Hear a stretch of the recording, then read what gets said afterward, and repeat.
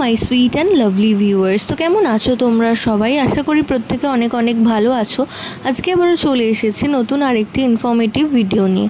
আজকের ভিডিওতে আমরা কথা বলবো যে গর্ভাবস্থায় গর্ভবতী মায়ের হাতের পাতা অথবা পায়ের পাতা দেখে কিভাবে তোমরা ধারণা করতে পারবে যে গর্ভের আগত সন্তানটি অবশ্যই পুত্র সন্তান আসতে চলেছে।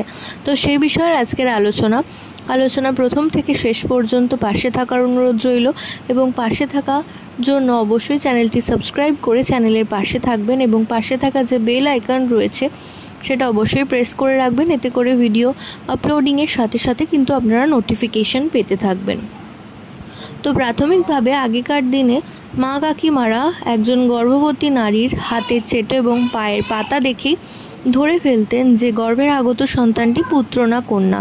তো এই বিষয়ে বলবো, তো প্রাথমিকভাবে যদি কোনো গর্ভবতী নারীর দেখেন হাতের চেটো অর্থাৎ হাতের পাতা এবং পায়ের পাতা ফ্যাকাশে রয়েছে, অর্থাৎ খুব একটা গোলাপি ভাব নেই, সাদা রয়েছে, তো সেক্ষেত্রে ধারণা করা হয় গর্ভাবস্থায় গর্ভবতী নারীর আগত সন্তানটি অবশ্যই কন্যা সন্তান আসতে চলেছে। অন্যথায় যদি দেখেন যে পায়ের পাতা এবং হাত কিছুটা গোলাপি এবং হাত দেখলে মনে হচ্ছে ভীষণ গোলাপি মতো এবং হাত প্রচণ্ড পরিমাণে গর্ভাবস্থায় ঘামছে, তো সেক্ষেত্রে বলা হয় যে গর্ভের আগত সন্তানটি অবশ্যই পুত্র সন্তান আসতে চলেছে।